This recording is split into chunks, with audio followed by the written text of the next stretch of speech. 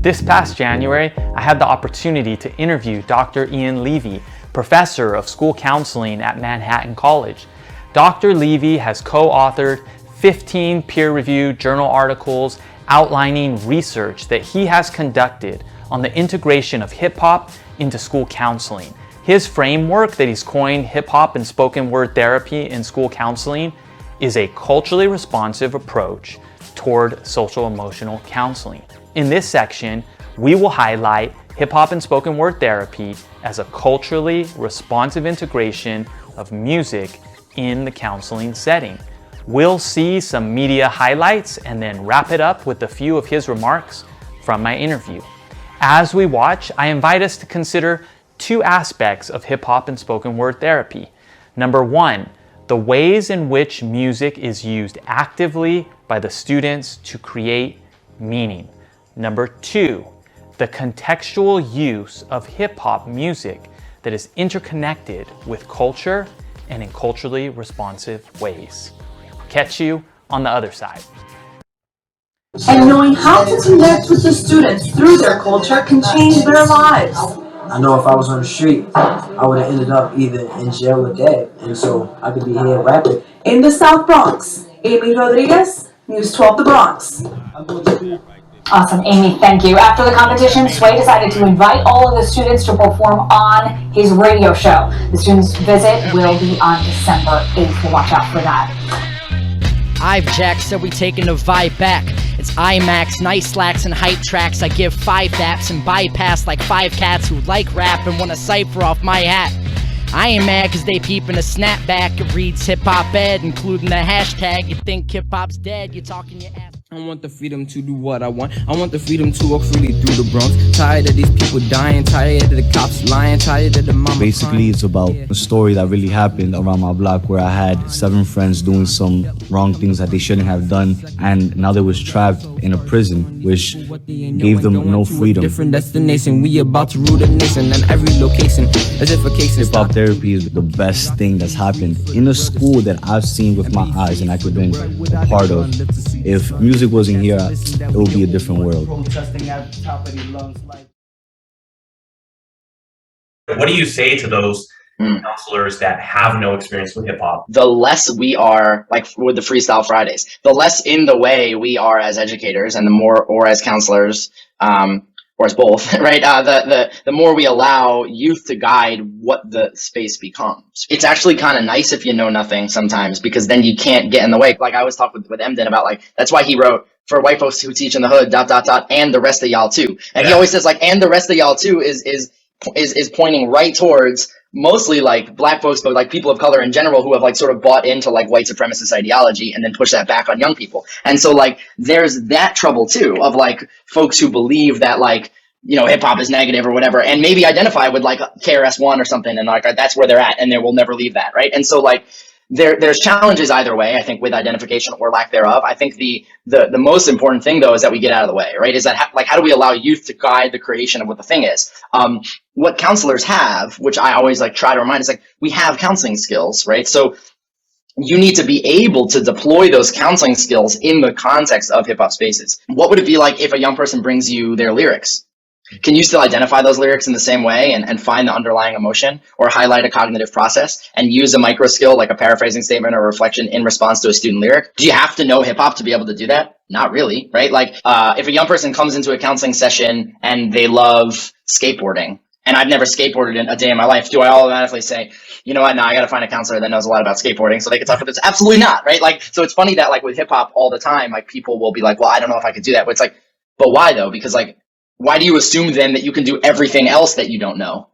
Right. And so like, you know, and so I think it's okay not to know. Nobody told counselors they're supposed to know about every single culture in depth in order to work with it. That's literally not our job. Our job is to listen and to learn about the person and where they come from, and then help them hear themselves and grow and develop, which doesn't require me to really know anything about the person before I start meeting with them. It just requires me to be reflective and perceptive and not get in the way of hearing them.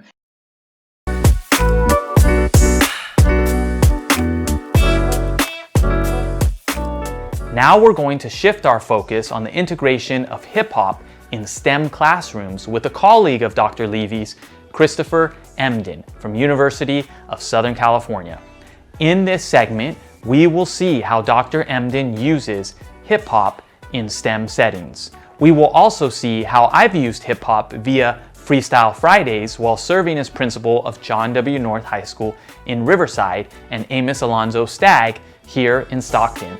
In each instance, there was a significant positive impact on school culture, enrollment, and attendance. Much of this success I attribute directly to the ways we integrated hip-hop culture and hip-hop pedagogies. I'm a physicist, lyricist, spitting this ridiculousness, a witness to ignorance I dismiss. Perfect. Newton's laws of motion is the topic of the course, because things in motion stay in motion unless they hit an unbalanced force. Well, next up's the second law of situation and summation. Force equals mass times acceleration. That's the second law Newton foresaw, so if you want more, then the third law is in store. My name is Christopher Emden. I'm a science educator. You know, we spit bars, we spit lyrics, but we also drop science and drop science facts, and then bring that to young people. You know, if somebody were to take hip-hop away from me tomorrow, I couldn't breathe. Hip-hop is everything, man. I mean, hip-hop is pedagogy in motion. You go to any rap concert, you know, the way the person who's on that stage has a command over that audience is almost the exact same way that you want a teacher to be able to sort of hold the students in their hand and make them learn. The call and response, the frenetic energy that builds up to this crescendo, you know, the aha moments. All those things are what you want to see happening in the classroom. So hip-hop gives us the perfect pedagogical model. Youth are always in search of something to sort of strike them in a way that makes them see that there are new possibilities for life. You know, I work with kids who are from very, very low socioeconomic status, high incarceration rate communities, and so they're just looking for an outlet. And they're looking for something to dream about, something to look forward to. So if a teacher can show that the content that they're teaching is a path towards a different possibility for their future, they tune right in. When Chris comes into the class, it's a whole different atmosphere. He changes things around. He makes everything fun. He brightens up your day. Some genotypes. I gotta keep going. Essentially what we're doing is we're teaching kids to be able to remember what they learned. They're putting it on paper to rhyme. They're trying to make connections where connections didn't exist before. They're developing a curiosity for the subject matter, and then they're learning that the only assessment for knowledge is not just some stupid test. We have to write everything down, but you have to go out there and present the information. Just like scientists go out today and present their information to their colleagues and peers when they're at conferences. This is a process called asexual reproduction. It's a part of something called regeneration. Exactly what you just said. Write that down. What did I say? You know, I was in that classroom with a kid that I saw last week, and it was like, you know, what are you gonna do with the science raps? Oh, I don't know, it's gonna be awful. And he gets up there and the rhyme is perfect. The thing about water is that it changes like a person from the color to the taste, but the water's never perfect. Seeping through the layers like you're moving through a crowded train. Hard to find the purity of water in the acid rain. Teaching essentially is about, you know, meeting the person who you want to share information with on their own cultural turf. You know, where is that they're embedded? What are the examples that mean something to them? And the educator has to be able to enter the learner's mind and be aware of how they view the world.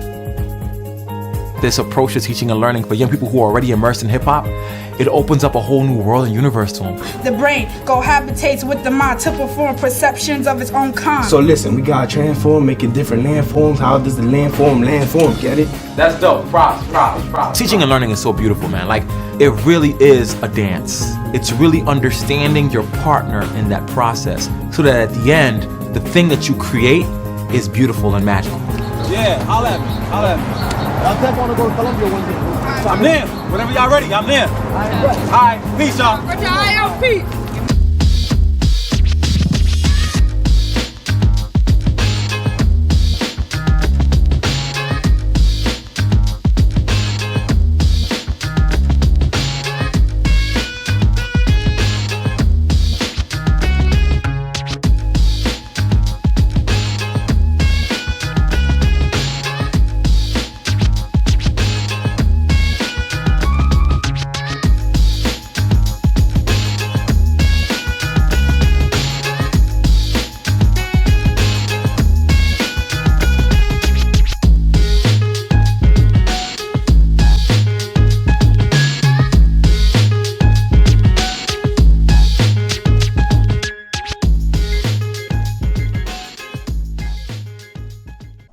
If I go to a young person who's in a hip hop cipher, who's rapping and showcasing energy and talking with sort of mutual entrainment with their peers and using metaphor and analogy and making cultural references in their rap, and they're absolutely brilliant when I see them on the street corner and I see them in a classroom and they're falling asleep and can't wait to get out of there, something's wrong with the schooling system.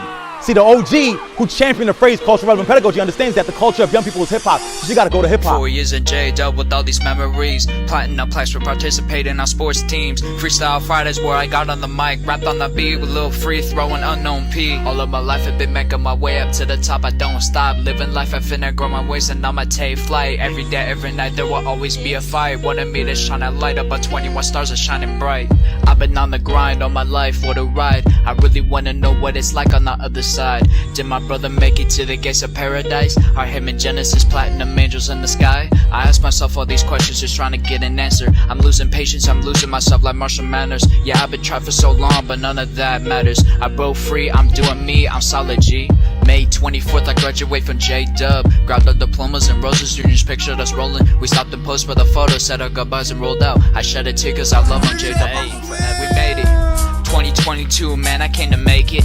Trapped in my mind when I was running out of patience. Love me or hate me cause I'm up and I'm the greatest. 24 hours, man, I wanna be sedated. These memories all in the dark, yeah, they faded. Heart broke a bunch of times, so I faked it. Yeah, I gotta fake it till we make it. 2022, hell yeah, we made it. 2022, hell yeah, we made it. Don't let anybody tell you you can't do anything. Do anything you put your mind to. We're on this earth to love. We're not on this world to hate. Hey, listen, we made it. 2022, man, I came to make it. Trapped in my mind when I was running out of patience. Love me or hate me cause I'm up and I'm the greatest. 24 hours, man, I wanna be sedated. These memories all in the dark, yeah, they faded. Heart broke a bunch of times, so I faked it. Yeah, we gotta fake it till I make it. 2022, hell yeah, we made it. 2022, man, I came to make it. Trapped in my mind when I was running out of patience. Love me or hate me cause I'm up and I'm the greatest. 24 hours, man, I wanna be sedated. These memories all in the dark, yeah, they faded. And I was teaching in what many would call a underperforming school, filled with black and brown faces. And I had a connection to my students, a rich connection. And I thought that connection had everything to do with skin color. Until I realized and dug a little bit deeper to find out that that connection was hip hop. And this connection that I had with my students was not just the music of hip hop, it was the culture of hip hop. And I saw my students do amazing and incredible things in the classroom, strictly bringing their culture. And that might just be the end to me. See, I can be a cook, a teacher, or a rapper. You ain't saying nothing if you ain't talking about faster. I ain't talking giggles, I ain't talking full laughter. Hey, yo, Snow, you can turn the next chapter. And this connection that I had with my students was not just the music of hip hop, it was the culture of hip hop. And I saw my students do amazing and incredible things in the classroom, strictly bringing their culture. Real, I can't fake it. Focus on this class, gotta get it, gotta take it. I don't trust nobody cause my heart, they gon' break. As we develop our shared capacity in integrating music from a culturally responsive lens, we acknowledge that our individual and collective responsibilities are all interconnected. We embark on this journey to honor and uplift the cultures and identities of our communities together, collectively, sharing, learning, leaning upon and challenging one another with the shared purpose of the well-being and success of our students and families. This is who I am. This is who we are.